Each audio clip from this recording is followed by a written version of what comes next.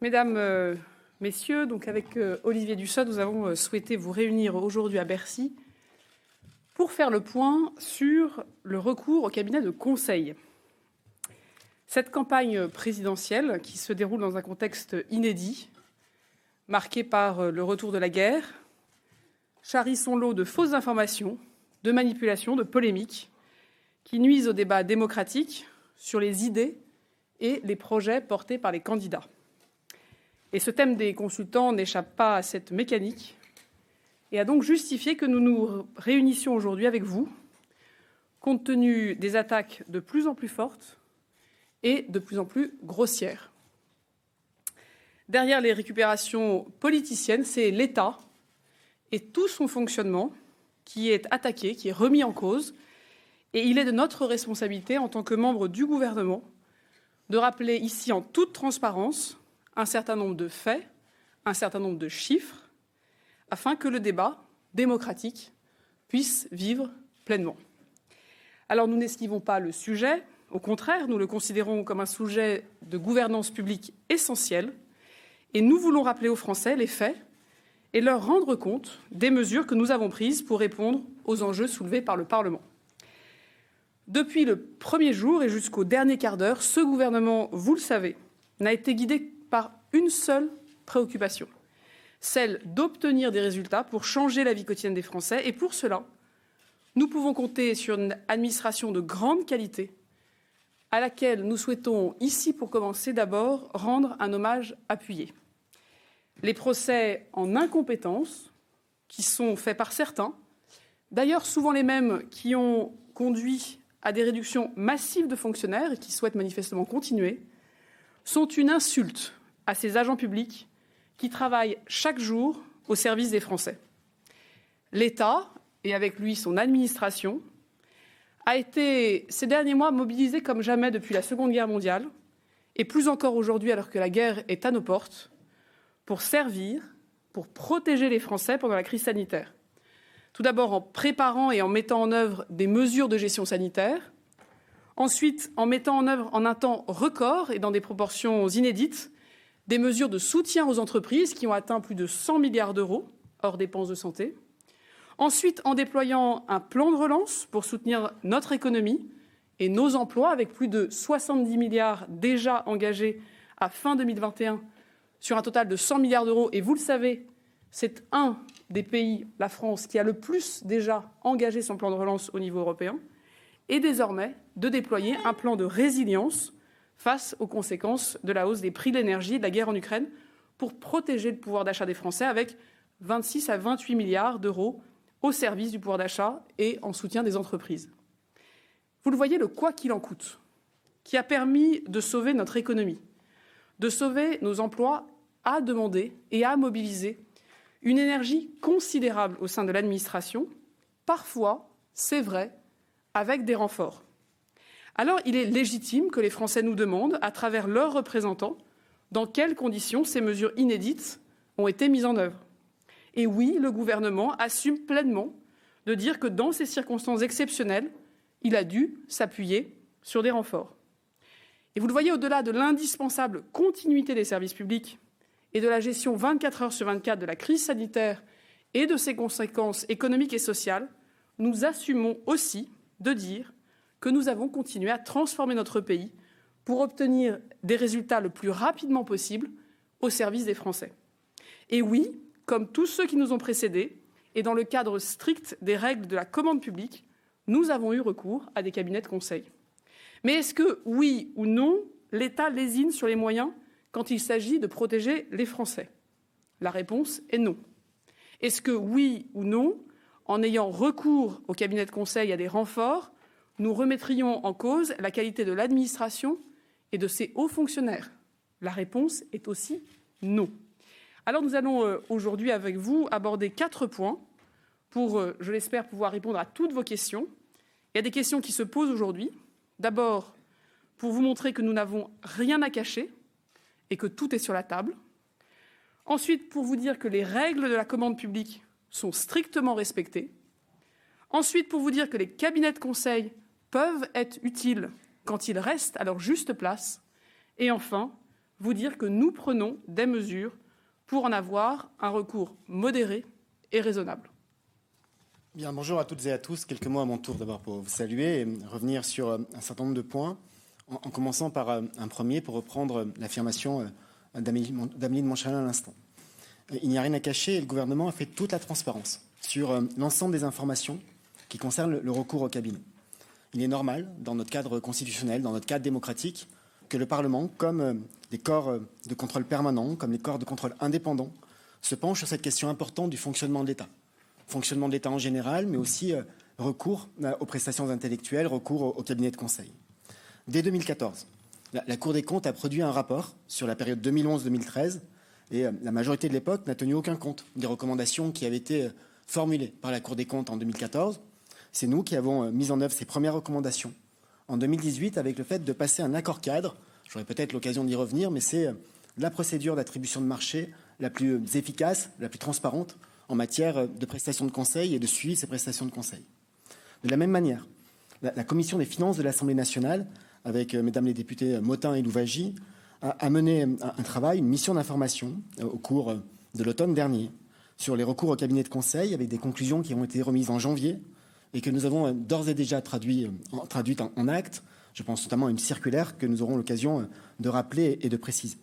Et enfin, plus récemment, le Sénat a mené une commission d'enquête sur ce sujet. Le rapport a été publié il y a 10 jours et le Sénat a utilisé ses pouvoirs d'investigation, pouvoirs très étendus dans le cadre de la procédure dite des commissions d'enquête. Tous ces travaux, ceux de la Cour des comptes, ceux de la Commission des finances de l'Assemblée nationale, ceux de la commission d'enquête du Sénat, sont des travaux de grande qualité et ils fournissent un élément indispensable au débat public. Ils forment aussi des recommandations utiles que nous avons déjà mises en œuvre pour certaines et que nous nous apprêtons à mettre en œuvre pour d'autres, mais nous aurons là aussi l'occasion d'y revenir.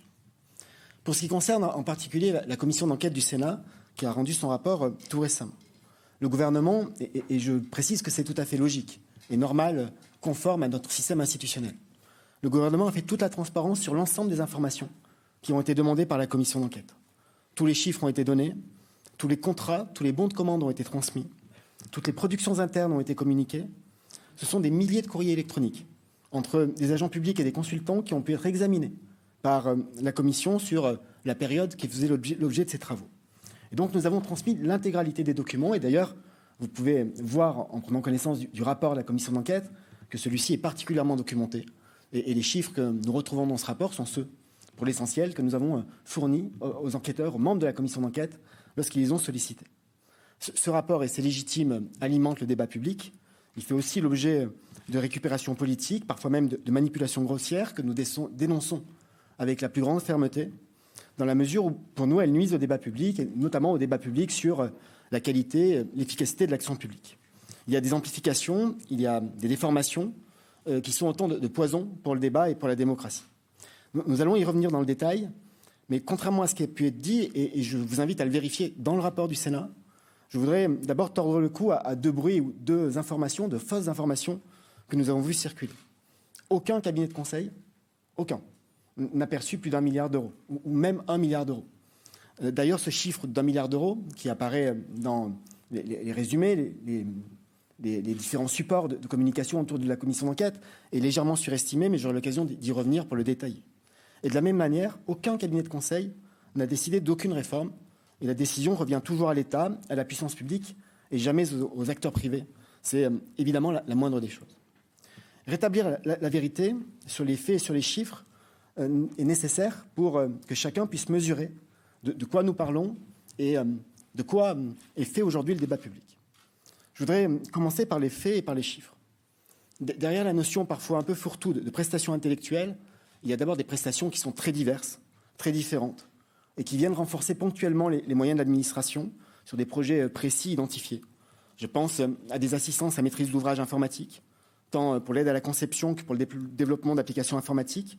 C'est ce que nous avons fait, par exemple, pour dématérialiser des demandes d'urbanisme, avec la création d'un système d'information et d'une application pour les entreprises et les particuliers. Cela n'a évidemment rien à voir avec le conseil en ressources humaines, le conseil pour le recrutement, sur la formation ou encore le conseil en organisation, qui lui permet d'améliorer un dispositif important, comme par exemple des plateformes de dépistage précoce des troubles de neurodéveloppement. Nous l'avions confié effectivement en termes de développement à des prestataires externes pour pouvoir nous appuyer sur les compétences les plus affirmées, les plus aguerries, les plus spécialisées et donc aussi les plus rares dans ce domaine-là. Nous veillons aussi à améliorer le suivi budgétaire autour de ces prestations intellectuelles et de ces activités de conseil. Je le dis car cela renvoie à des questions de méthode et des méthodes de comparaison. Le suivi budgétaire des prestations de conseil s'est amélioré dans le temps avec des outils relativement récents pour l'État. Je pense notamment à l'application Chorus à partir de 2010, mais 2010 reste une date récente. C'est aussi un secteur qui a connu des changements de méthodologie avec des changements de nomenclature comptable qui doivent inviter à la prudence pour les comparaisons à long terme. Souvent, les périmètres ont pu évoluer. On sait toutefois que, et ce sont les données des fédérations professionnelles, que c'est entre 2009 et 2011 que le Conseil au secteur public pour la stratégie et l'organisation a connu son apogée, en particulier pour l'accompagnement de la RGPP, mais aussi d'autres réformes, et notamment la question de l'autonomie des universités. Pour ce qui concerne la période la plus récente, en 2021, les dépenses de conseil, et j'en viens à la décomposition du chiffre que j'ai évoqué, ont atteint la somme de 893,9 millions d'euros. La crise sanitaire, qu'Amélie a rappelé il y a un instant, a brutalement mobilisé l'ensemble des administrations. Elle a requis le recours à des renforts pour les ministères. Cela explique une partie de ces prestations. Et puis il y a une autre raison qui est plus structurelle et qui est que même pendant la crise, notre gouvernement n'a jamais arrêté de réformer et de moderniser, y compris donc pendant ces moments de crise, pendant ces moments de confinement. Et pour le ministère que je dirige, je peux évoquer la mise en œuvre et le suivi du prélèvement à la source, la création du portail pro qui permet aux entreprises de faire l'intégralité de leur démarche fiscale, douanière ou sociale sur un seul et même site, mais aussi des réformes de l'administration interne, comme une réorganisation de fonctions RH ou l'amélioration du contrôle de gestion. Ce fameux milliard dont il est question, qui est donc de 893 millions d'euros, soit 10% de moins, est un chiffre qui reste un chiffre élevé dans l'absolu, bien évidemment. Et je souhaite vous dire comment il est décomposé. Pour les 2/3, cela représente des prestations relatives aux systèmes d'information et des audits informatiques et cyber, des domaines dans lesquels il n'est pas anormal, il est même courant d'avoir recours à des prestataires externes pour bénéficier des dernières avancées technologiques. Nous voulons aussi bénéficier des meilleures pratiques et répondre à des besoins ponctuels. Rapporté aux dépenses de l'État, et notamment à sa masse salariale, c'est une somme extrêmement limitée. Et on ne peut pas laisser entendre que l'État se serait désengagé et que les consultants auraient remplacé les agents publics, dans la mesure où le recours qui est celui de l'État français au conseil et au cabinet de conseil représente en somme 0,3% de la masse salariale totale de l'État. Et donc, on ne peut absolument pas parler de substitution. Par ailleurs, cette somme de 893 millions a bénéficié à plus de 2000 cabinets de conseil qui emploient des salariés en France. Certains sont connus, des cabinets français comme Capgemini, comme Eurogroup, comme Soprasteria, et font partie des cabinets que nous avons sollicités avec d'autres, y compris ceux qui ont été cités dans les différents rapports. Ces dépenses représentent les dépenses de tous les ministères, et on peut constater que certains ministères représentent une part importante.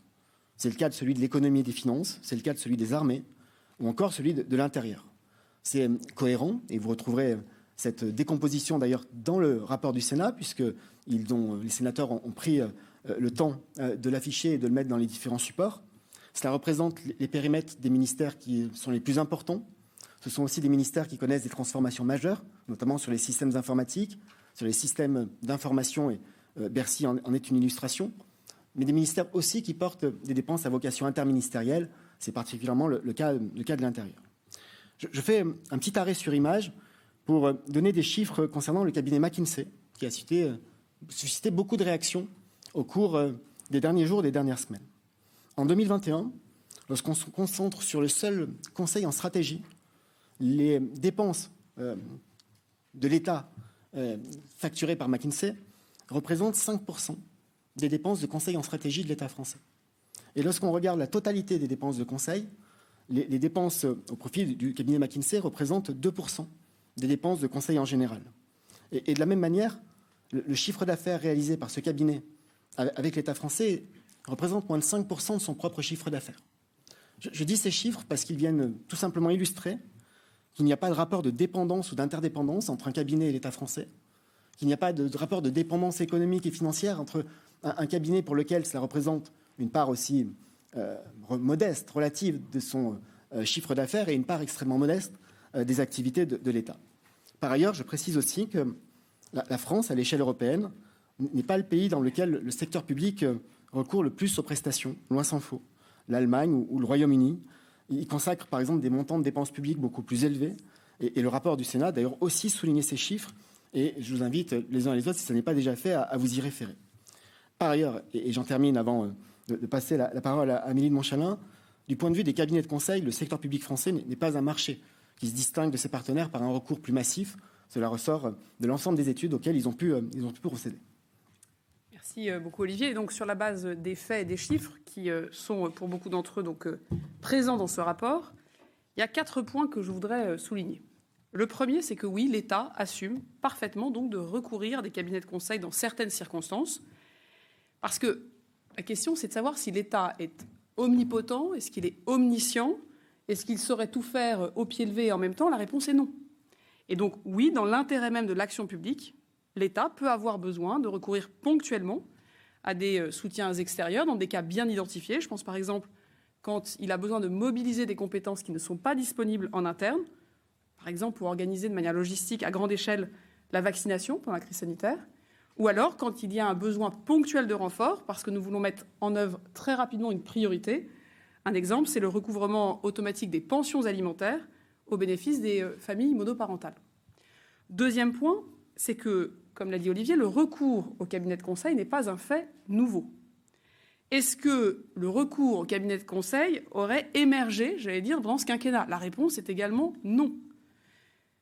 Si vous regardez en détail, il est établi que ce phénomène remonte au moins aux audits dits Copé, qui avaient été lancés en 2005 par le ministre du même nom, pour rationaliser les dispositifs publics en s'appuyant sur un regard neuf, issu du secteur privé.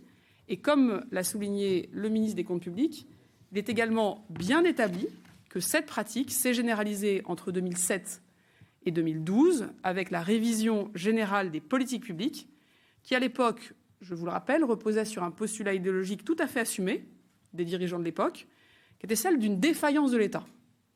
Défaillance à se réformer par lui-même, défaillance à se repenser par lui-même, défaillance à faire lui-même. C'était ce que disaient les dirigeants de l'époque.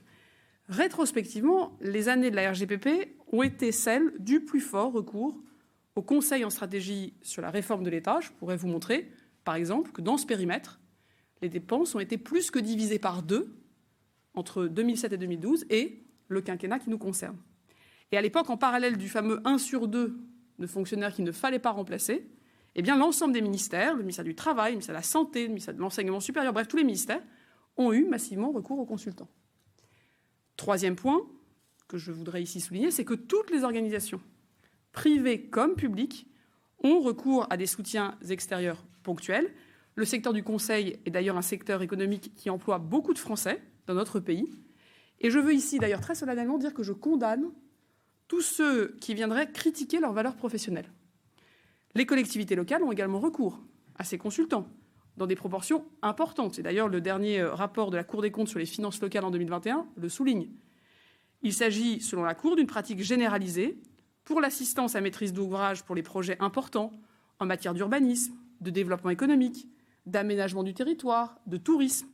Et donc, je ne suis pas là en train de condamner ces pratiques, bien entendu, mais il faut qu'on ait bien tous conscience ici que ces pratiques sont répandues, qu'elles sont habituelles et que dans l'immense majorité des cas, elles sont utiles. Quatrième point, et c'est, je crois, le cœur d'ailleurs d'une partie des allégations et des fausses informations qui circulent. Jamais les décisions ne sont prises par les consultants. Les décisions dans notre pays sont prises par des hommes et des femmes politiques légitimes, responsables devant le Parlement, responsables devant les Français. Et donc, est-ce que le gouvernement, dans cette période, a délégué la gestion de crise ou aurait délégué la définition de ces politiques publiques à des consultants? Là aussi, la réponse est non. Parce que c'est un fantasme de le penser ou de le laisser penser. C'est toujours le gouvernement, sous l'autorité du président de la République et du Premier ministre, qui est responsable de la prise de décision. Les administrations, quant à elles, sont responsables de la mise en œuvre des décisions, du déploiement des politiques publiques. Et donc, je le répète, oui, l'État peut avoir besoin de compétences externes, mais cela ne signifie pas que l'État se dessaisirait alors de ses missions et des responsabilités qui sont les siennes. Alors, en ayant dit tout ça, le gouvernement a aussi pris ses responsabilités pour encadrer davantage le recours au Conseil extérieur. Et je vais le décrire, et avec Olivier, évidemment, nous allons le faire, vous montrer comment nous voulons aussi aller plus loin pour, évidemment, tenir compte des recommandations qui sont faites par le Parlement, comme c'est l'usage dans un pays bien organisé, entre des organes de contrôle, la Cour des comptes, le Parlement, et un gouvernement. Je rappelle que le Sénat, dans le cadre de ses prérogatives de contrôle, n'a relevé aucune irrégularité s'agissant des marchés de conseil, et il a eu accès à tous les marchés, à tous les bons de commande qu'il a souhaité regarder. Cela veut donc dire que les règles de la commande publique ont bien été observées. En revanche, le Sénat, comme l'Assemblée nationale et sa commission des finances avec le rapport et la mission d'information qui a été citée, ont formulé un certain nombre de recommandations, de bonnes pratiques en matière de gouvernance que nous avons pu ou que nous apprêtons à mettre en œuvre. Et donc, je vais revenir ici sur les mesures que nous avons déjà prises, puisque nous sommes, nous l'avons déjà dit, mais je le répète, le premier gouvernement qui a défini dès 2018 des règles très claires pour encadrer le recours aux consultants avec la passation d'un accord cadre centralisé qui était l'une des recommandations de la Cour des comptes en 2014 et qui n'avait pas été mis en œuvre à la fin du quinquennat du précédent gouvernement. Qu'est-ce que nous avons donc fait au-delà de cet accord cadre en 2018 ? Premièrement, il y a maintenant quelques mois, en janvier 2022, nous avons défini, après plusieurs mois de travail, une nouvelle doctrine de recours aux consultants et nous avons engagé un réarmement de l'État. Dans une circulaire donc, du Premier ministre du 19 janvier 2022 qui fait suite au rapport de l'Assemblée nationale, nous avons acté que désormais, l'administration doit prouver qu'elle ne dispose pas des moyens ou des compétences nécessaires en interne pour recourir à un cabinet de conseil. Une tour de contrôle a depuis été créée pour davantage encadrer, suivre et accompagner les ministères dans le recours au cabinet de conseil. Et les prestations de conseil en stratégie et en organisation, quand elles dépassent 500 000 €, devront être validées de façon collégiale, c'est-à-dire de façon interministérielle. Lorsque l'administration recourt à des conseils extérieurs, nous avons aussi acté qu'elle devra être plus vigilante encore en termes de protection des données des Français, de prévention des conflits d'intérêts, d'association de ressources internes à toute équipe de projet avec des consultants externes et qu'il y ait un vrai suivi du projet, y compris avec l'implication des ministres dans les comités de pilotage des plus grands projets. Ça, c'est la partie, j'allais dire, de suivi de gouvernance et de règles que nous fixons. Deuxième élément, nous réarmons l'État pour renforcer les compétences internes et limiter, de ce fait, le recours au conseil externe. D'une certaine manière, nous tirons aussi les leçons de la crise. C'est aussi une responsabilité que nous avons. Nous sommes en train ainsi de consolider un véritable cabinet de conseil de l'État avec de nouveaux moyens dédiés aux directions interministérielles de la transformation publique et du numérique qui sont destinés donc à accompagner les ministères. Et c'est avec la réforme de la haute fonction publique que nous allons pouvoir aussi renforcer les inspections générales pour qu'elles passent d'une logique jusque-là qui était une logique surtout de contrôle à une logique d'accompagnement, une logique de conseil des ministres et des administrations. Et c'est, vous le savez, l'objectif que nous avons fixé avec le Président de la République dans la diversification de leur recrutement pour que nous puissions mieux mélanger les générations, mieux mélanger les compétences et ainsi créer une vraie offre de services renouvelés dans chacun des ministères et au niveau interministériel. Cette réforme de la haute fonction publique, elle vise aussi à mieux former et à donner à nos hauts fonctionnaires des parcours de carrière plus variés, plus évalués, plus adaptés aux besoins de l'État employeur, et en particulier donc pour réduire notre recours à des compétences qui viendraient du secteur privé ou des compétences externes. Deux exemples très concrets de ce que nous sommes en train en ce moment de mettre en place.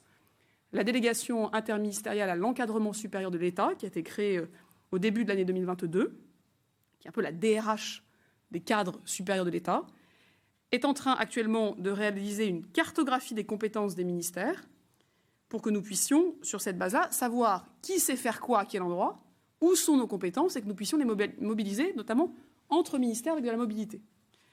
Deuxième projet que nous menons là depuis maintenant quelques semaines, l'INSP, l'Institut national du service public, qui remplace l'ENA, va former cette année 100 chefs de projet qui demain pourront remplacer les consultants pour qu'ils puissent piloter des projets de transformation et des projets numériques. Donc je vous le dis à nouveau sans ambiguïté, tout ce qui peut être fait par nos administrations doit être fait dans nos administrations. Et nous pouvons acter cela parce que nous avons fait les réformes, et notamment parce que nous avons fait la réforme de la haute fonction publique. Ces éléments, ces mesures nous ont donc permis d'annoncer avec le Premier ministre qu'en appliquant tout ce que je viens de vous dire, nous devrions, en 2022, réduire d'au moins 15%, et donc ça veut dire que ça peut être beaucoup plus que 15% de réduction qui peut se produire, notre recours aux prestations de conseil externes, et que nous allons donc, en particulier sur l'organisation et la stratégie dans les ministères, renforcer nos compétences internes, remobiliser nos compétences.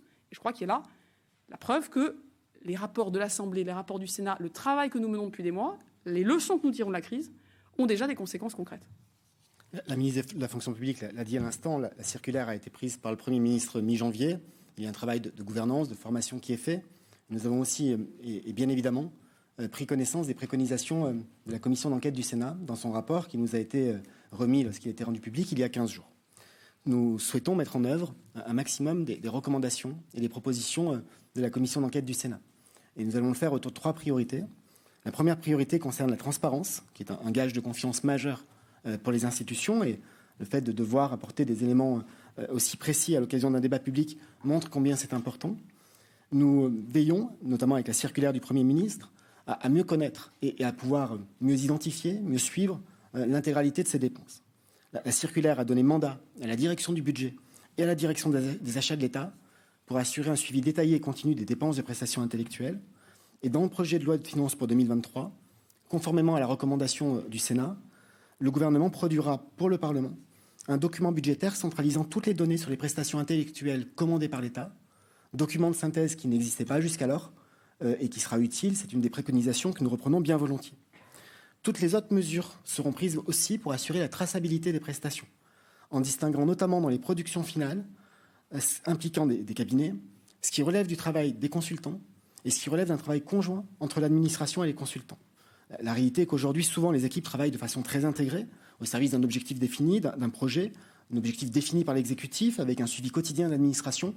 Mais il est important, cela fait partie de ces mêmes recommandations, de pouvoir distinguer ce qui relève d'un travail conjoint et ce qui relève de la seule activité des consultants. La deuxième piste, deuxième axe d'amélioration que nous allons mettre en œuvre dans le cadre de l'application des préconisations du rapport sénatorial concerne le renforcement du cadre contractuel.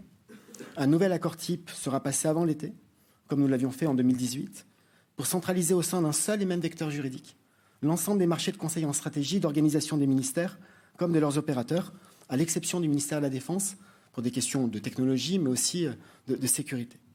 La délégation interministérielle à la transformation publique travaille d'ores et déjà à l'élaboration de ce marché. Et dans le cadre de l'élaboration de ce marché, elle prend en compte, à la demande du gouvernement, les recommandations du Sénat pour ce qui concerne, d'une part, le renforcement des règles de mise en concurrence, avec notamment une remise en concurrence obligatoire pour les missions qui excèdent un certain montant, avec la mise en place d'un mécanisme de tour de contrôle qu'Amélie a rappelé il y a un instant, avec la limitation des écarts de chiffre d'affaires entre les prestataires pour nous assurer de bonnes conditions de concurrence. D'autre part, nous allons veiller, dans le cadre de ce marché, à la systématisation de l'évaluation des prestations et un renforcement des pénalités qui pourront être appliquées en cas de non-réponse aux attentes. Nous allons aussi être tout particulièrement attentifs à la protection des données, avec un rappel des règles de l'ANSSI, notamment pour ce qui concerne l'hébergement des données. Et enfin, nous allons introduire une obligation contractuelle sur l'emploi des termes français dans les contributions des cabinets de conseil, de façon d'abord à respecter la langue officielle, mais aussi à en améliorer encore la lisibilité pour un plus grand nombre de personnes. La troisième piste d'amélioration concerne le renforcement des règles déontologiques. La circulaire du Premier ministre prévoit d'ores et déjà un certain nombre de mesures que nous allons renforcer dans le nouveau contrat de l'accord cadre, en particulier pour ce qui concerne 2 points. La présentation d'une charte de déontologie par les cabinets dans le cadre de la réponse à l'appel d'offres des marchés publics et la présentation d'une déclaration d'intérêt des consultants mobilisés pour chaque mission, de façon, là aussi, à avoir le degré de prévention le plus important possible. La mission sénatoriale porte aussi des recommandations sur de nouvelles missions qui pourraient être confiées à la Haute Autorité pour la transparence de la vie publique, mais en la matière, il appartiendra au Parlement de se prononcer sur la base de la proposition de loi transpartisane que le Sénat a annoncé vouloir déposer. Il s'agit d'une modification qui nécessite une évolution législative.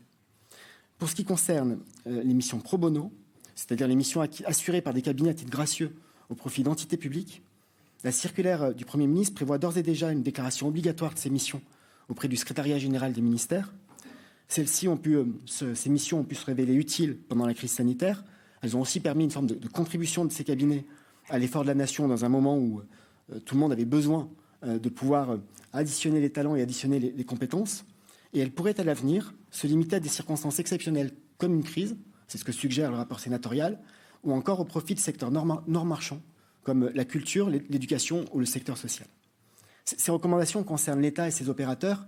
Et pour ce qui concerne l'État et les opérateurs, tant par la voie réglementaire qu'à l'avenir, dans le cadre des débats législatifs, nous souhaitons les mettre en œuvre. Il est aussi dans l'intérêt de tous qu'elles puissent être mises en œuvre par l'ensemble des entités publiques, les collectivités territoriales notamment, et les chambres régionales des comptes pourront, dans le cadre de leurs compétences de contrôle du bon usage de l'argent public, s'en assurer dans le cadre de leur contrôle classique.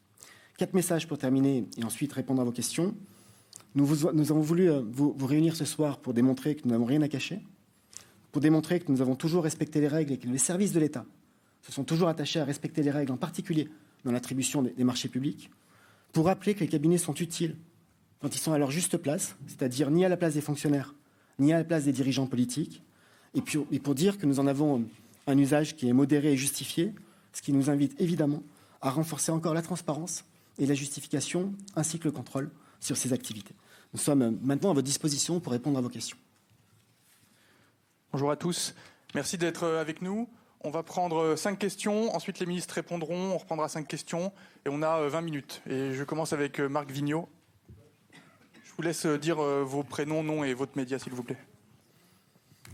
Oui, bonsoir. Marc Vigneault du Point. Concernant les impôts payés par McKinsey en France, est-ce que vous avez des détails? On a cru comprendre qu'il n'y avait pas eu d'impôts payés pendant les 10 dernières années ou alors très peu. Est-ce que vous pouvez révéler la somme?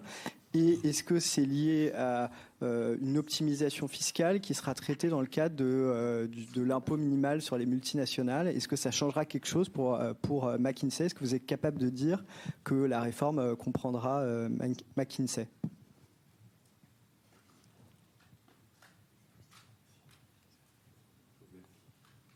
Bonjour, Simon Le Baron de France Inter. Vous avez dit, Madame la Ministre, au début de votre intervention que vous vouliez répondre aux attaques grossières, voire aux insultes. Nous n'ignorons pas qu'elles sont portées par des candidats à l'élection présidentielle. Vous répondez donc ici, dans les locaux du ministère, dans votre fonction de ministre, aux adversaires d'Emmanuel Macron. Est-ce qu'il n'y a pas un risque d'anicroche, de non-respect de votre devoir de réserve à 10 jours du premier tour de l'élection présidentielle?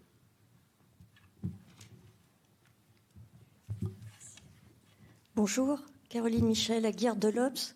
Je voudrais comprendre quelque chose sur les chiffres. Si j'ai bien suivi, vous avez dit qu'il n'existait pas aujourd'hui de document de synthèse sur la totalité des dépenses de conseil aujourd'hui. Or, Madame la Ministre a dit en même temps que les dépenses de conseil étaient aujourd'hui inférieures à celles sous Nicolas Sarkozy en 2010. Donc, comme il n'y a pas de document de synthèse, je voudrais savoir de quoi vous parlez. Et même question sur les 15%, vous nous dites baisse de 15%. Quel est le périmètre de ces 15% et de quoi on parle exactement avec un montant en valeur absolue pour qu'on imagine de quelle valeur va diminuer les dépenses en 2022. Merci. Oui, bonjour, François Vignal, Public Sénat. Je reviens sur McKinsey. Ce matin, Bruno Le Maire a parlé de la vérification fiscale qui a été lancée. Il a bien précisé avant le rapport du Sénat. Je voulais vous demander quand avait été lancée cette vérification. Est-ce que vous confirmez que ça a été lancé au mois de décembre, soit après le début de la commission d'enquête du Sénat? Et deuxième question, si Emmanuel Macron est réélu, que vous êtes toujours dans vos ministères ou dans d'autres ministères, est-ce que l'État et les ministères pourront continuer de travailler avec McKinsey, sachant que l'entreprise n'a pas payé d'impôt sur les sociétés ou a fait en sorte de ne pas en payer depuis 10 ans en France? Bonsoir, Ibn Raïs pour C'est à vous. Je voulais vous interroger sur 2 exemples de dépenses. 496 800 € à McKinsey pour un colloque sur le métier d'enseignant, colloque finalement annulé. 558 900 € à BCG et à EY pour une convention des managers, convention annulée aussi. Comment expliquer cette gestion pour le moins légère des deniers publics? Comment renforcer les contrôles sur l'efficacité de ces rapports? Bien, quelques mots pour répondre à ces questions. Certaines se recoupent. D'abord sur la question du périmètre et du document de synthèse. Nous savons aujourd'hui, et nous le faisons avec une forme de prudence, reconstituer les coûts et ce qui a été dépensé sous forme de conseil. J'ai dit une forme de prudence puisque c'est seulement depuis 2010 qu'existe l'application Chorus qui permet de véritablement suivre et dans le temps les dépenses de l'État. Prudence aussi parce que certains agrégats et certaines normes comptables ont pu bouger et derrière des chapitres budgétaires, vous pouvez retrouver des choses qui ont évolué dans le temps sur leur contenu. Nous avons su et nous avons fourni ces documents-là à chaque fois que ça nous a été demandé, notamment par les commissions, reconstituer des dépenses de conseil en organisation pendant la période de la RGPP et ainsi les comparer avec ce qui peut être fait. Le document de synthèse que j'ai rappelé tout à l'heure est un document de synthèse qui n'existe pas dans le sens où, aujourd'hui, si vous souhaitez connaître la totalité des dépenses de l'État en matière de conseil, vous devez aller chercher dans chacun des périmètres ministériels, dans chacune des missions budgétaires, ce qui relève des prestations intellectuelles. Demain, nous nous engageons, c'est une des recommandations du Sénat que nous reprenons à notre compte, à ce qu'avec la loi de finances puisse être fourni un document qui permette de synthétiser et de réunir sur un seul document l'intégralité de ces prestations de conseil, quel que soit le ministère, quelle que soit la mission budgétaire porteuse, ce qui va permettre aux parlementaires d'avoir une information dont ils ne disposent pas spontanément aujourd'hui en matière de suivi. Pour le périmètre dont nous parlons, nous avons un niveau de dépenses de prestations intellectuelles en 2021 qui s'élève à un peu plus de 890 millions d'euros. Et évidemment, notre objectif est de pouvoir diminuer de 15% cet aspect-là. Sur les questions relatives à la situation de McKinsey. D'abord dire que la situation fiscale de McKinsey, comme la situation fiscale de toute entreprise et de tout particulier, est protégée par le secret fiscal. Et comme ministre des Comptes publics, je suis aussi le garant du secret fiscal. Ce que je peux vous dire, y compris parce qu'un certain nombre d'éléments ont été rendus publics, c'est le fait que nos services, plus exactement, ont diligenté une opération de contrôle sur la situation fiscale de McKinsey à la fin de l'année 2021, que cette opération de contrôle se déroule et qu'aujourd'hui, je ne peux présumer de la fin et des conséquences de cette vérification fiscale. Pour deux raisons. La première, c'est qu'elle est en cours et que, par définition, c'est une procédure contradictoire et il serait malvenu d'en donner des conclusions alors que le travail est en cours. La seconde raison est toute simple, c'est que, comme mon prédécesseur, lors de ma prise de fonction, j'ai indiqué à la Direction générale des finances publiques que je ne souhaitais en aucune manière être associé à l'instruction des dossiers fiscaux concernant les personnes morales ou les personnes privées. Je suis informé lorsqu'il y a des conséquences possibles en matière d'ordre public, mais je ne participe en rien à l'instruction sur ce dossier comme sur les autres. La situation fiscale de McKinsey a été évoquée dans le rapport sénatorial avec le fait que McKinsey, pendant plusieurs années, n'aurait pas payé d'impôt sur les sociétés. Le fait de ne pas payer d'impôt sur les sociétés n'est pas lié de manière systématique à une dissimulation ou à une volonté délibérée de fraude. Vous ne payez pas d'impôt sur les sociétés lorsque vous ne réalisez pas de bénéfices. Les comptes tels qu'ils ont été déposés de manière systématique avec des déficits. Il y a une hypothèse qui a été évoquée qui concerne la question des prix de transfert. Prix de transfert entre un établissement d'un groupe et une filiale soumise à une obligation fiscale. C'est cette hypothèse, parmi d'autres, qui fait l'objet d'un travail de nos services fiscaux. Je termine par un dernier point pour dire que lorsque une entreprise candidate sur un marché public, elle doit fournir une attestation de conformité en matière d'obligation fiscale. Cette obligation porte sur deux points. Le premier point, c'est une obligation c'est une conformité, avec des obligations déclaratives. Vous devez, si vous êtes chef d'entreprise et que vous candidatez sur un marché public, être à jour de vos déclarations en matière de TVA, en matière d'IS. Et le second point, c'est d'être à jour des impôts que vous devez pour un montant cohérent avec la déclaration à laquelle vous avez procédé. Et donc, en l'état, l'attestation avait été délivrée sur la base d'un résultat négatif qui entraînait une situation de non-paiement d'IS et sur la base d'une obligation déclarative qui était respectée. Je n'en dis pas plus, les services fiscaux travaillent et ils travaillent pour voir si la question des prix de transfert notamment a fait l'objet d'une application par le groupe correcte. Si c'est le cas, ça sera constaté. Si ce n'est pas le cas, ça ouvrira la voie à un redressement et à des sanctions fiscales. Merci beaucoup. Alors, répondre à Simon Le Baron, pourquoi on est là en fait ? On est là parce qu'on considère que nous sommes dans une période particulière qui est celle d'un débat démocratique important, parce qu'il y a des élections et c'est un moment important, et qu'il nous semble que ce débat doit reposer sur des faits, sur des réalités, sur un débat au fond serein et apaisé, sur un sujet qui est tout à fait important et comme vous l'avez vu, qui nous amène à travailler beaucoup, qui est celui de la gouvernance publique, de l'organisation de nos administrations, de la mobilisation de nos compétences, et qui est donc un travail, là aussi, de fond, et qui est un sujet de débat, comme vous le voyez, que nous n'esquivons pas. Après, nous ne pouvons pas tolérer que depuis quelques jours, ce rapport, qui n'est pas de notre fait, soit détourné, 1 milliard ceci, 1 milliard cela, et on est très très loin de la réalité. Et donc, la période de réserve, c'est une période où, quand le gouvernement ne suscite pas une actualité, nous ne sommes pas là en train de faire la promotion de notre bilan. Nous sommes là pour répondre à des faits qui ont été portés dans le débat par le rapport du Sénat il y a 10 jours et par les médias. Et il nous a semblé qu'un certain nombre de candidats, de commentateurs, faisaient dire à ce rapport ce qu'il n'y a pas écrit dedans. Et c'est pour ça que nous sommes devant vous. Donc je ne crois pas qu'il y ait d'anicroche. Il semble d'ailleurs que ce que nous vous exposons devrait permettre, on l'espère, que les choses reviennent là où elles doivent être, dans un débat serein sur comment on organise l'État, comment on lui donne des compétences. Une question plus précise sur 2 missions qui ont été évoquées. Alors évidemment, je tiens à le dire, la ministre que je suis la ministre des agents publics.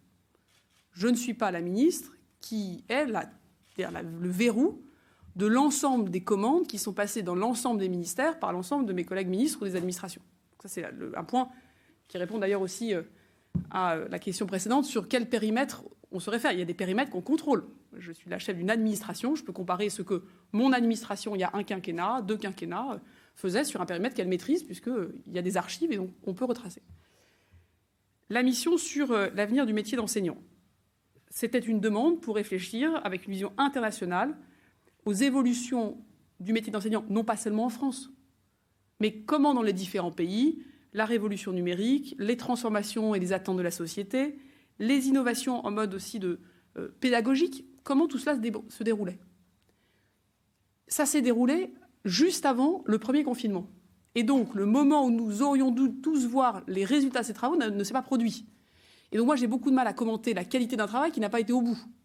C'est, au fond, des circonstances exceptionnelles qui ont fait que ces travaux ont été arrêtés. Tout ce qui avait été produit a pu être réutilisé, mais on n'a pas vu le bout du travail. Bon. Convention des managers, circonstances en fait assez comparables.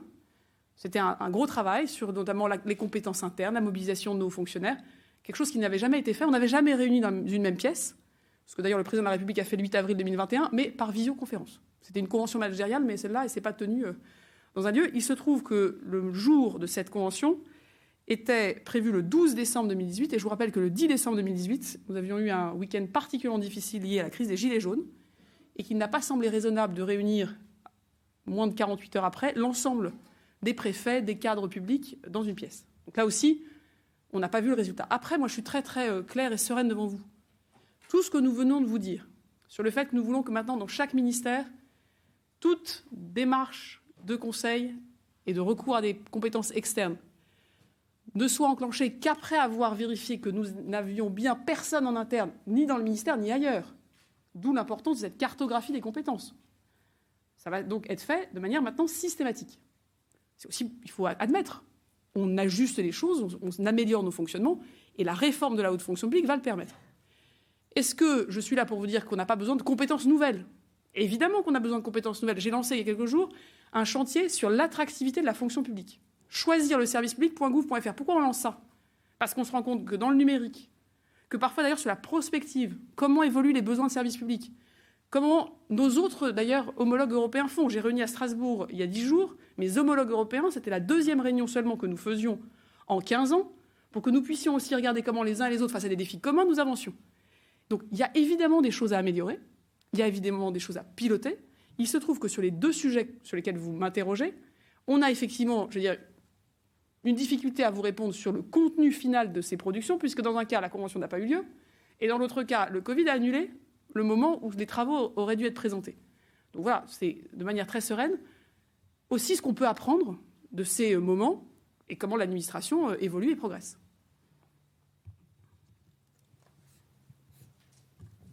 Oui, bonjour. Bruno de Cotigny pour l'agence de presse médicale. J'ai 2 questions, je suis là.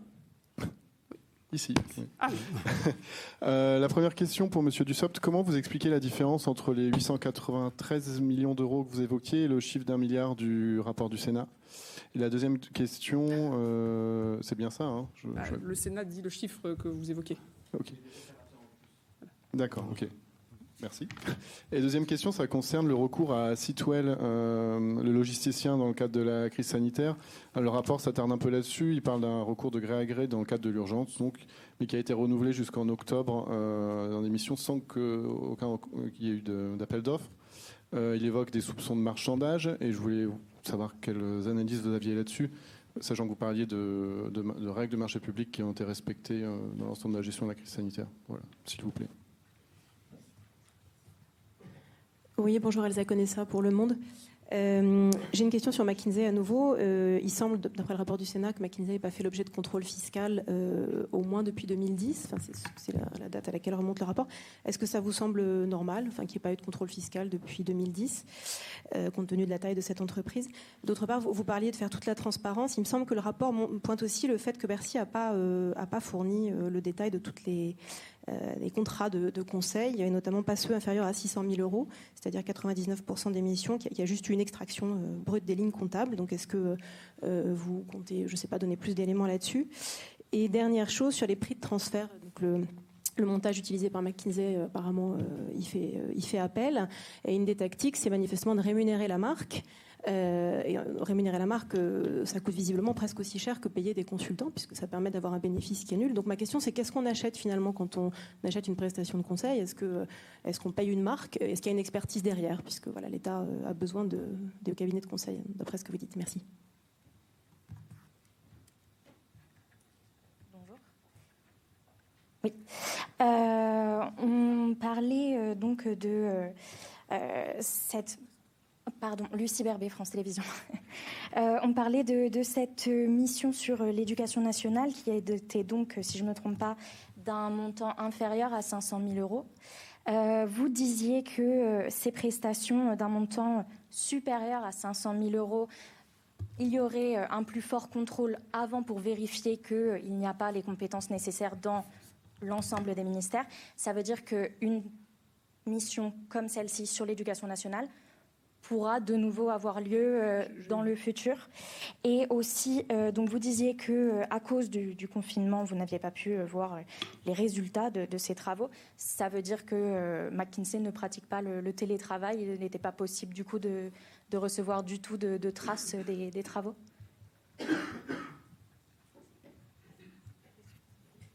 Stéphane Chatour, Quotidien. Cette conférence était prévue demain matin. Finalement, vous l'avez avancée à ce soir. Il y a urgence à éteindre l'incendie. Et enfin, si je résume, pour vous, donc, il n'y a pas d'affaire McKinsey. Antoine Comte, France Info. Une question. Est-ce que cette polémique, finalement, autour des cabinets de conseil vous inquiète pour la suite de la campagne de votre candidat ? Et puis une autre question, certains candidats accusent ces cabinets de conseil privés, comme par exemple Jean-Luc Mélenchon, d'être totalement inutiles. Est-ce que les pouvoirs publics et l'État s'assurent systématiquement finalement que ce sont des experts qualifiés qui interviennent pour l'État? Et enfin, est-ce qu'on évalue, est-ce qu'on analyse l'apport de ces cabinets privés de manière critique a posteriori à chaque fois? Merci. Alors, sur les chiffres, c'est la page, je l'ai sous les yeux, la page 8, qui vous explique bien comment l'État, dont nous sommes particulièrement responsables, s'organise et comment les opérateurs s'organisent. Donc je crois que c'est très clair et très transparent. Sur les 500 000 euros, donc, le système demain, c'est quoi? Dans chaque ministère, il y a un comité d'engagement autour du secrétaire général, des inspections générales du ministère et de l'ensemble des directeurs d'administration concernés. Ensemble, ils doivent statuer sur le fait que, face à un problème donné, est-ce que oui ou non, ils ont les compétences en interne? Ça, c'est pour toutes les missions. Et ils peuvent s'appuyer sur la DITP, qui aura une équipe dédiée à l'accompagnement, au suivi et au fond à l'aide à la mobilisation des compétences, autant que de besoin. Ça, c'est pour toutes les dépenses inférieures à 500 000 euros dans chaque ministère. Cette procédure, jusqu'à maintenant, n'existait pas. Par ailleurs, quand ça dépasse 500 000 euros dans des missions d'organisation et de stratégie, Non seulement il faudra passer par cette étape, mais en plus, la DITP, donc la délégation interministérielle à la transformation publique qui est sous mon autorité, devra donner une validation express sur le contrat, sa nature, son montant, son organisation. Ce qui permet d'avoir un double filtre de la responsabilité ministérielle et, quand les montants sont importants, un regard extérieur. Donc, vous avez la réponse. Sur votre allusion au télétravail, je crois d'ailleurs que beaucoup d'émissions, notamment en lien avec la gestion de la crise sanitaire, ont été faites en télétravail. Mais simplement, quand vous êtes missionné pour organiser un colloque et que le colloque est annulé, effectivement, les équipes ont été redéployées sur des besoins plus urgents. Et donc, on n'a pas vu la conclusion des travaux puisque le colloque n'a pas eu lieu. La même chose sur la convention des managers. Le moment n'ayant pas eu lieu, ce que les gens envoient dans les documents ne correspond pas à ce qui était attendu dans la vraie expérience, qui était attendu de réunir dans une même pièce l'ensemble des cadres de l'État. Donc, voilà, je ne fais pas d'humour sur le sujet. Je pense que c'est aussi les faits très particuliers qui amènent à ce qui s'est produit et sur lesquels je vous ai répondu. Alors, sur la question, enfin, de France Info, vous savez, moi, ce qui m'inquiète, c'est que nous puissions, dans notre pays, sur des sujets importants, sérieux, qui donnent lieu à des travaux de députés, de sénateurs, à des travaux, je peux vous dire, des administrations, une circulaire du Premier ministre, en arriver aujourd'hui à un grand amalgame qui crée une grande confusion. Et nous devons, en tant que ministres responsables, aux Français parce qu'ils sont des citoyens et parce qu'ils sont des contribuables, de la transparence, des faits, que nous puissions reconnaître, et je crois qu'on le fait vraiment avec beaucoup de transparence devant vous, ce qui doit être amélioré, ce que nous avons déjà acté, ce que nous allons faire en plus. Donc moi, mon inquiétude, c'est plutôt pour le débat public. Mais on l'a vu dans notre pays, des sphères qui, depuis des mois, voire des années, on l'a vu sur d'abord le Covid, après on l'a vu sur le vaccin, après on l'a vu encore maintenant sur la guerre en Ukraine, un certain nombre d'allégations qui deviennent des fausses informations, qui deviennent des propos mensongers et qui détournent des vrais débats pour en faire, je veux dire, 1 milliard pour McKinsey. Nulle part dans ce rapport, il y a écrit qu'il y a 1 milliard pour McKinsey. Nulle part. Mais sur Twitter, sur les réseaux sociaux, c'est écrit partout. Et donc notre rôle ici, c'est de remettre les choses au clair. Ensuite, le point sur est-ce que les experts sont suffisamment qualifiés et est-ce que c'est évalué à chaque fois. La direction, qui est sous mon autorité, la DITP, qui d'ailleurs fait souvent équipe commune avec des consultants externes, le fait systématiquement. Là aussi, ce n'était pas fait partout systématiquement. C'est pour cela que la circulaire du 19 janvier, parce que c'était l'une des recommandations de la mission d'information de l'Assemblée nationale, le préconise. Nous l'avons mis dans la circulaire et c'est le cas désormais systématiquement. Ce qui permettra aussi de pouvoir faire un retour, voire de mettre des pénalités contractuelles. Ça, c'est aussi prévu dans la circulaire, dans les contrats que nous allons désormais construire, que nous puissions mettre des pénalités contractuelles si la qualité du travail rendu n'est pas à la hauteur. Et donc, on est en train de travailler sur le nouveau cadre de l'accord cadre, donc le cadre contractuel de la prochaine période. Premier accord cadre 2018, faisant suite au rapport de la Cour des comptes, nouvel accord cadre en cours de préparation, et dans cet accord cadre, aucun contrat avec un prestataire externe ne pourra être signé s'il n'y a pas prévu une évaluation.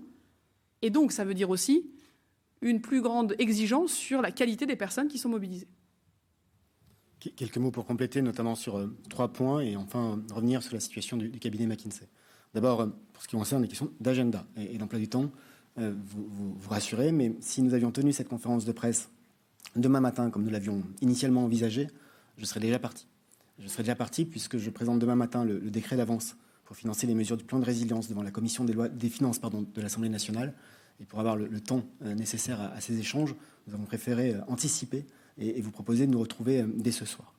Sur une question qui a été posée notamment par monsieur qui représente l'agence médicale. Pardon si je prononce mal le mot, si j'en oublie un. Ça fait partie des marchés que ni Amélie de Montchalin ni moi-même ne suivons dans notre périmètre, mais nos collègues et les services du ministère de la Santé ont eu l'occasion de s'exprimer sur le sujet, de rappeler que le Code des marchés publics avait été évidemment respecté, que ce cabinet avait apporté un appui logistique important, notamment sur la question des masques auprès de Santé publique France, et qu'il y avait un appui logistique fort, et que la commission d'enquête du Sénat avait pu être informée et saisie de l'ensemble des documents qu'elle avait voulu consulter. En parlant de la commission d'enquête du Sénat, la commission d'enquête du Sénat présente un chiffre de 1 milliard d'euros en incluant les 893 millions d'euros de dépenses de l'État et en faisant une estimation des dépenses des opérateurs, puisqu'elle a procédé, c'est son choix et nous le respectons, par un sondage sur une quarantaine opérateurs qui ont une autonomie de gestion. C'est-à-dire que les décisions qu'ils prennent, que ces opérateurs prennent en conseil d'administration, ne relèvent pas de l'État. Et nous répondons avec Amélie de Montchalin sur, évidemment, ce qui relève de la responsabilité des services de l'État sous l'autorité du gouvernement. Est-ce qu'il y a, pour aller directement à cette question, est-ce qu'à nos yeux, il n'y a pas d'affaire McKinsey ? La question ne se pose pas comme ça pour nous. Je l'ai dit tout à l'heure, McKinsey représente en 2021 2% des dépenses de conseil au total de l'État. Ça signifie, et les rapports du Sénat, de l'Assemblée et de la Cour des comptes le démontrent, qu'il faut améliorer les choses et qu'il faut améliorer le suivi. C'est ce que nous nous employons à faire. Et nous l'avons dit avec Amélie de Montchalin, dès 2018, nos prédécesseurs, dans les fonctions que nous occupons aujourd'hui, ont pris en compte les recommandations du rapport de la Cour des comptes de 2014 pour déterminer un accord cadre. La circulaire du Premier ministre a été publiée en janvier et nous allons aller plus loin en reprenant les préconisations du rapport de la commission d'enquête du Sénat, car elle nous semble aller dans le bon sens. Sur la situation de McKinsey en particulier. D'abord, un point général, pardonnez-moi si ça vous semble hors de propos, mais c'est important à rappeler. Les entreprises qui exercent en France et qui sont établies en France ne sont pas contrôlées chaque année. La tradition fiscale en France, c'est quand même de considérer que spontanément, a priori, les contribuables sont plutôt des contribuables honnêtes et que l'administration est là pour venir voir et condamner, évidemment, redresser les fraudes. En moyenne, une entreprise en France est contrôlée tous les 12 ans. Est-ce que McKinsey a subi ou a connu des contrôles fiscaux autres que celui qui a été rendu public par le rapport de la commission d'enquête? C'est une information qui est couverte par le secret fiscal. Et je me suis borné tout à l'heure à commenter des informations qui avaient déjà été rendues publiques à l'occasion des débats autour de cette question, mais il est inenvisageable pour moi de rompre avec le secret fiscal pour des éléments qui n'ont pas été publiés. Enfin, pour ce qui concerne deux aspects, le premier concerne la question, toujours de Mme Conessa, des marchés inférieurs à 600 000 euros. Nous avons fourni toutes les données qui ont été demandées par la commission d'enquête d'un point de vue comptable. Nous avons fourni tous les contrats qui nous ont été demandés et il nous a été demandé des contrats d'un montant supérieur à 600 000 euros. Nous avons répondu à toutes les demandes de la commission d'enquête et fourni toute la documentation. Ça représente des milliers de courriers électroniques et des milliers de pages de documents qui ont été transmis. Enfin, vous nous avez interrogé, Mme Conessa, sur la question des prix de transfert et finalement de l'organisation interne d'une structure comme celle de McKinsey avec des établissements qui, pour certains, interviennent en France et d'autres sont établis à l'étranger. J'ai eu l'occasion de dire tout à l'heure que parmi les axes de contrôle de la Direction générale des finances publiques, la question des prix de transfert venait comme une évidence et je laisse évidemment la DGFiP faire son travail. Pour ce qui concerne la nature des prestations commercialisées, échangées, transférées au sein d'un cabinet ou d'un autre, vous me posez la question sur McKinsey, mais je vous ferai la même réponse sur les autres, nous n'avons pas à répondre. Ni Amélie de Montchalin ni moi ne sommes les représentants ou les porte-parole des cabinets de conseil. Nous sommes aujourd'hui les représentants d'un gouvernement qui, soit directement, soit par l'intermédiaire de ses services et de ses directions, a recours à des activités de prestation de conseil auprès de 2000 structures au cours de l'année 2021. Pour ce qui concerne l'organisation et les relations entre telle ou telle entité au sein d'un cabinet, c'est à eux qu'il faut poser les questions. Merci. On va prendre les 5 prochaines et dernières questions.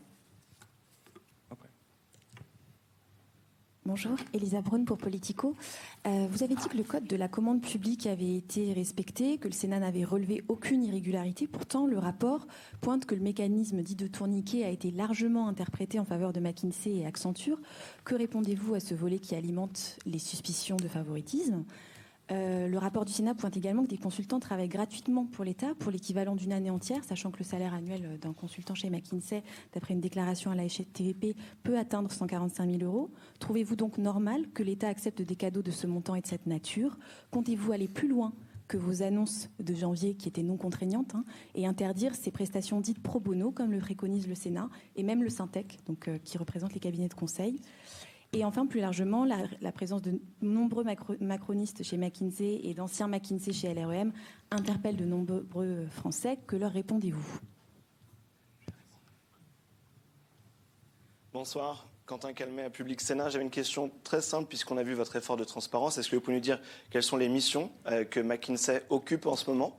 Est-ce qu'elles elles vont continuer, etc. Est-ce que vous pouvez un petit peu être précis sur toutes les missions occupées par McKinsey aujourd'hui ?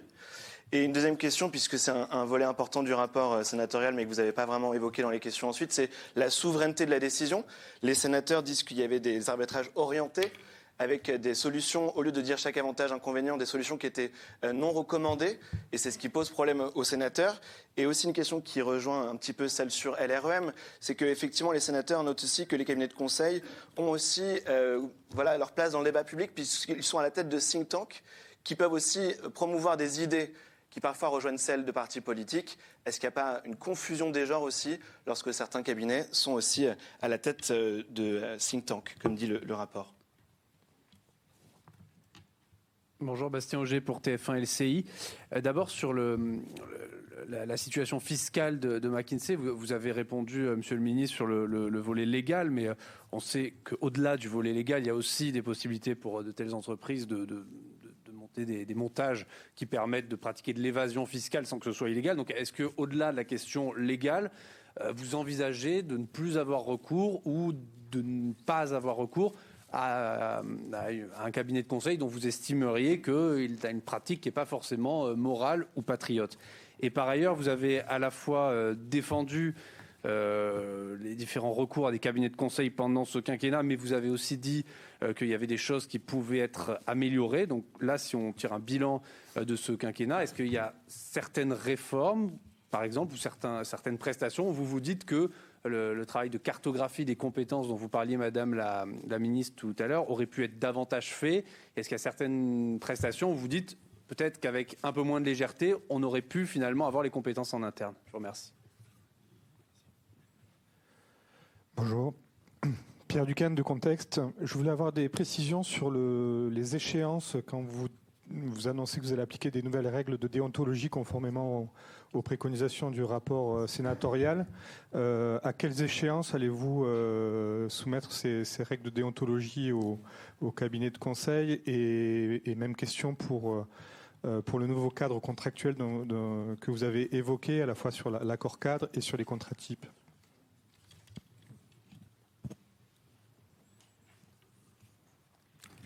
Bonjour, Marie-Christine de Montéclair à JDA. Madame la ministre, vous déclarez être la ministre des agents publics.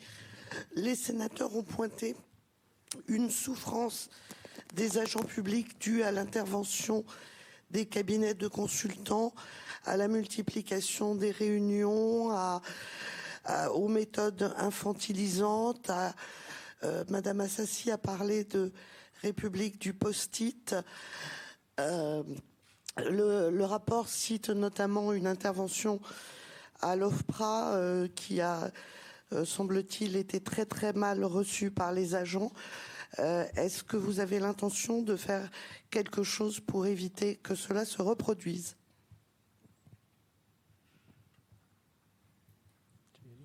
Je peux y aller. Alors,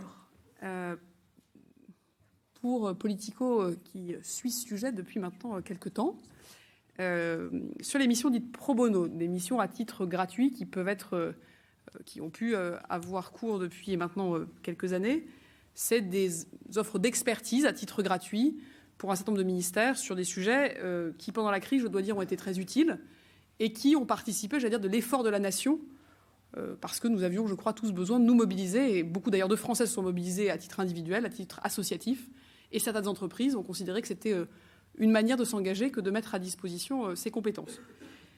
Ce que nous avons acté dans la circulaire du 19 janvier 2022, et comme cela a été dit, ce qui va être renforcé en tenant compte des conclusions du Sénat, c'est que d'abord, l'ensemble des missions qui pourraient entrer dans ce champ doivent être déclarées. Et évidemment, ce que nous voulons, c'est qu'elles puissent là aussi faire état de la transparence que nous allons mettre en place pour l'ensemble des missions pour qu'elles soient répertoriées.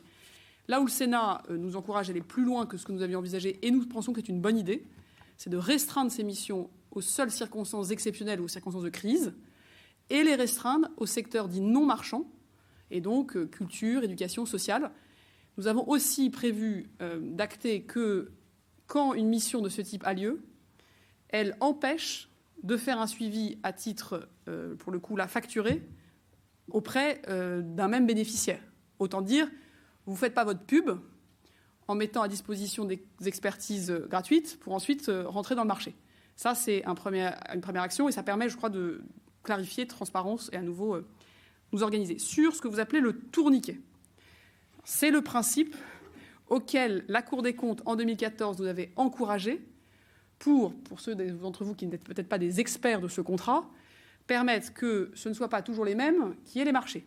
Et qu'en gros, quand un cabinet a eu une mission importante, il est de fait exclu des prochains appels d'offres pour qu'il y ait une mise en concurrence réelle. Ce qui a pu se produire, c'est que dans l'accord cadre de 2014, tel qu'il était construit, est totalement validé par le Code des marchés publics. Il n'y a pas eu de contestation, je veux dire, administrative ou judiciaire ou de tribunal administratif quelconque. Il y avait ce qu'on appelle un droit de suite. C'est que vous commenciez une mission pour X milliers d'euros. La mission devait être poursuivie parce qu'on avait besoin d'aller plus loin. Et en fait, à ce moment-là, le tourniquet n'était pas réenclenché. Dans le nouvel accord cadre, qui sera, c'était aussi une question qui avait été posée, donc acté avant l'été, nous allons, comme cela a été dit, remettre en concurrence, pour les montants importants, les choses, pour qu'il n'y ait pas ce droit de suite et qui donne l'impression que tel cabinet, parce qu'il aurait en fait été sur une grosse mission avec un droit de suite important, et un quelconque avantage. Je le redis ici très fortement, le moins 15% de la circulaire du Premier ministre, il est contraignant. Il est contraignant. Mais il est d'autant plus contraignant pour des assez sereins sur la contrainte qu'on met, que nous pensons que nous allons faire moins 15%, voire plus que moins 15%, c'est-à-dire que la réduction va être plus forte, parce que tout ce qu'on vous a dit sur la cartographie des compétences, sur le réarmement de l'État, notamment avec ces ressources internes que nous recrutons. Je tiens d'ailleurs à dire qu'avec Olivier Dussopt, dans le projet de loi de finances de 2022, nous avons réinternalisé des compétences précisément pour réduire notre dépendance au Conseil dans le numérique, dans les prestations d'organisation et stratégie, dans aussi le suivi des achats de l'État. Et donc, ce sont des effectifs en plus que nous nous donnons en interne pour moins dépendre de l'externe. Et donc, ces 15%, non seulement ils sont dans la circulaire, mais ils sont aujourd'hui dans nos pratiques dans les administrations réalistes. Et je peux vous dire que je pense qu'à la fin de l'année 2022, on verra que c'est même une réduction plus grande qui aura eu lieu. Après, vous m'interrogez sur une partie de ce que j'appelle les allégations ou ce qui circule. Bon. Si on regarde ce qu'est une équipe de campagne, je veux dire, de tout temps, en tout lieu, qu'on soit de gauche, de droite, du centre ou d'ailleurs, j'ai l'impression qu'elles sont composées de bénévoles qui peuvent être médecins, pharmaciens, agriculteurs, chefs d'entreprise, enseignants, effectivement parfois consultants, mais aussi, j'allais dire, boulangers, retraités, étudiants. Et toutes ces personnes sont des gens qui s'engagent à titre personnel, sur leur temps personnel, parce qu'ils ils et elles ont des convictions personnelles. Et donc, je ne vais pas ici, vous voyez, rentrer dans les allégations de copinage et autres, puisqu'on n'est pas du tout en train de décrire la réalité de ce que sont ces équipes de campagne. Et je tiens d'ailleurs à dire que si vous regardez dans les autres équipes de campagne, j'ai l'impression qu'on trouvera probablement plein de gens qui ont plein de métiers différents, et peut-être, d'ailleurs, je suis même à peu près sûre, des consultants. Autre question qui m'a été posée, c'est sur la souveraineté de la décision et sur l'enjeu biaisé. Là, je le redis aussi très très clairement, jamais, d'abord, on se cache derrière un cabinet de conseil pour prendre une décision, jamais on laisse la décision à une autre personne qu'un ministre ou qu'un directeur d'administration qui est dans des prérogatives très claires d'application de ce qui est sa responsabilité.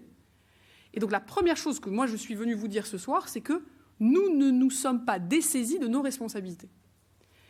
Ensuite, effectivement, si vous demandez à un conseil extérieur de regarder plusieurs hypothèses et qu'il en trouve que certaines sont totalement irréalistes ou hyper coûteuses ou inapplicables ou jamais appliquées nulle part ailleurs dans le monde, il est plutôt bon qu'il le dise.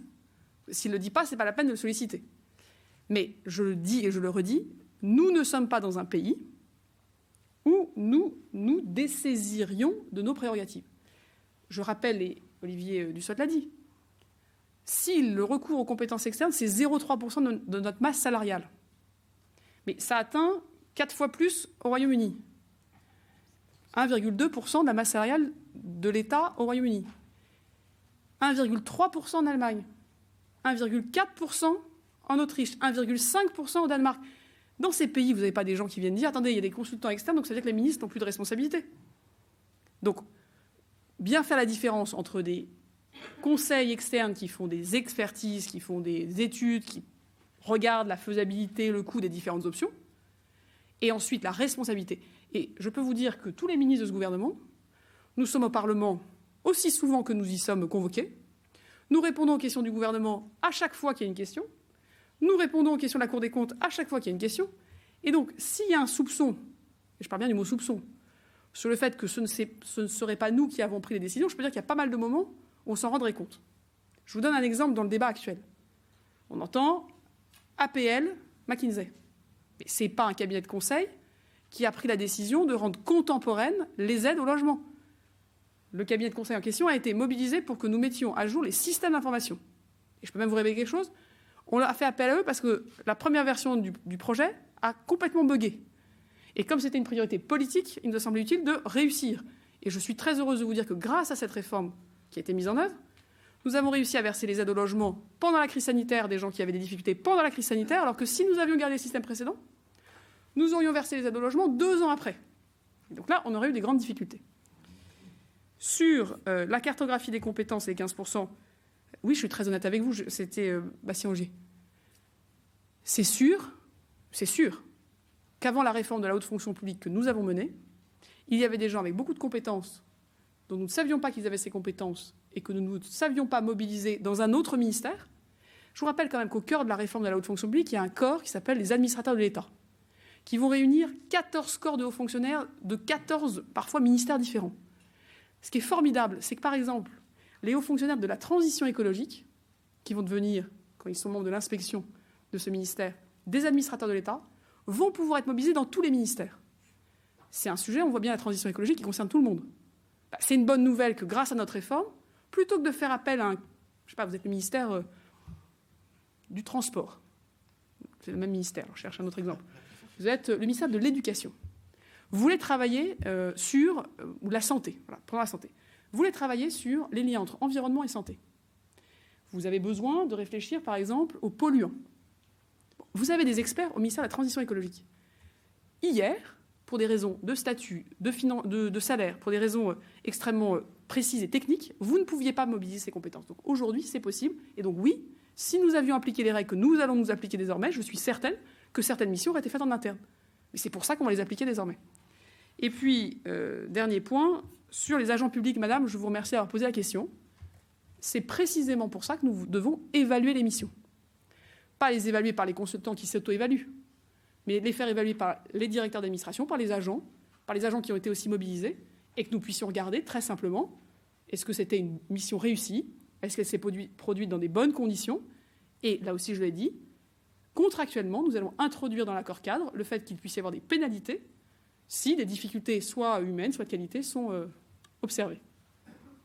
Quelques mots pour compléter. D'abord, pour faire écho à ce que vient de dire Amélie de Montchalin. Depuis 2018, pardonnez-moi, pour ce qui nous concerne, nous améliorons ce système avec la circulaire, avec le nouvel accord cadre, avec les préconisations que nous allons reprendre et mettre en œuvre dans les prochaines semaines. Et le Parlement pourra, s'il le souhaite évidemment, renforcer ce cadre en reprenant des propositions de la commission d'enquête qui ont besoin d'une disposition législative. C'est un phénomène à la fois récent et déjà ancien. Le recours au conseil externe s'est largement développé à partir de 2005. Cela a été rappelé par Amélie de Montchalin tout à l'heure. Et nous sommes sur une période qui commence à être longue, mais qui nous amène aussi à améliorer et les questions d'évaluation et les questions de formalisation, d'encadrement et de régulation de ce secteur-là. C'est ce que nous faisons. Et nous le faisons à un niveau qui n'avait jamais été fait jusqu'alors, ce qui nous met effectivement très à l'aise dans la mesure où nous assumons ce recours au cabinet, nous assumons aussi de le réguler, de l'encadrer et de développer les compétences des agents. Il y a un certain nombre de questions qui ont été posées sur lesquelles je peux revenir. D'abord, dire qu'en matière d'amélioration, au-delà de ce que je disais tout à l'heure, souligner que pour ce qui concerne les relations personnelles que pourrait avoir tel ou tel, ou l'implication militante que peut avoir tel ou tel salarié d'une société privée, cabinet de conseil ou autre, les liens qu'il peut y avoir entre des consultants qui ensuite peuvent rejoindre des cabinets ou des directions d'administration centrale, les différentes lois sur la déontologie, depuis le début des années 2010 et jusqu'à la loi de 2017, ont aussi renforcé les obligations déclaratives, les compétences de la HATVP pour veiller à ce qu'il n'y ait pas de conflit d'intérêts. Et la HATVP fait évidemment son travail. Les sénateurs proposent de renforcer encore ces compétences, mais ça nécessite une disposition législative. Sur la question des prestations que McKinsey servirait encore pour l'État à l'heure où nous parlons. Je n'ai pas la liste exacte, y compris parce que je ne l'ai pas ministère par ministère, et je ne suis pas du tout sûr qu'il travaille avec chacun des ministères. Ce que je peux donner comme exemple, par exemple, c'est que McKinsey est un des prestataires qui accompagne le plan de réforme des achats de l'État et des opérateurs, sur le volet opérateur en particulier. C'est une mission qui est conduite par la direction des achats de l'État, qui se passe bien. Nous sommes attentifs à la qualité des livrables, évidemment, mais les choses se passent bien et il y a un engagement contractuel qui fait que cette mission va au bout et c'est aussi le respect du droit que de respecter les engagements contractuels. Je ne sais pas le dire. Je ne sais pas le dire, donc je ne vais pas vous dire un chiffre sans en être totalement sûr. Ce n'est pas tout à fait le style de la maison. La deuxième chose, on regardera cela.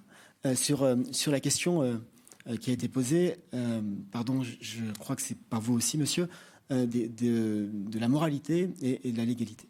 Les règles en matière d'appel d'offres et de recevabilité des candidatures d'entreprises à des appels d'offres sont extrêmement strictes. Strictes dans le sens où nous devons, c'est pas une question d'heure, nous ne pouvons pas, pour des questions de concurrence, écarter des entreprises pour des motifs qui ne sont pas inscrits dans la loi. Les motifs pour écarter une entreprise d'un appel d'offres sont le fait de ne pas respecter les obligations déclaratives que j'ai rappelées tout à l'heure, c'est la concurrence sociale déloyale, c'est le travail des enfants. On est sur des motifs qui sont extrêmement durs. Donc, en l'état du droit, une entreprise qui souhaite soumettre une proposition à un appel d'offres ne peut en être écartée que pour ces raisons-là. Et il y a une autre raison qui tient au fait que ce soit très mal passé un contrat précédent, mais même dans ce cas-là, la contestation doit être extrêmement formalisée et peut faire l'objet d'une procédure contradictoire. Donc nous regardons cela. Et dernier point, vous avez évoqué des pratiques d'optimisation. J'ai dit tout à l'heure que la vérification fiscale est en cours, que je ne peux préjuger de son résultat. Ce sont les services de la DGFiP qui les mènent et ils ont évidemment toute ma confiance, mais ils le font, eux, sans instruction, sans intervention, ni de ma part, ni de mon cabinet. Merci à tous. Merci à tous. Merci. On reste disponible avec Niels Gobert pour le cabinet de Madame Montchalin et moi-même pour le cabinet d'Olivier Dussopt. Si vous avez des questions par écrit, par exemple, on sera disponible. Et bonne soirée avant que tout s'éteigne. Merci beaucoup. Merci à vous.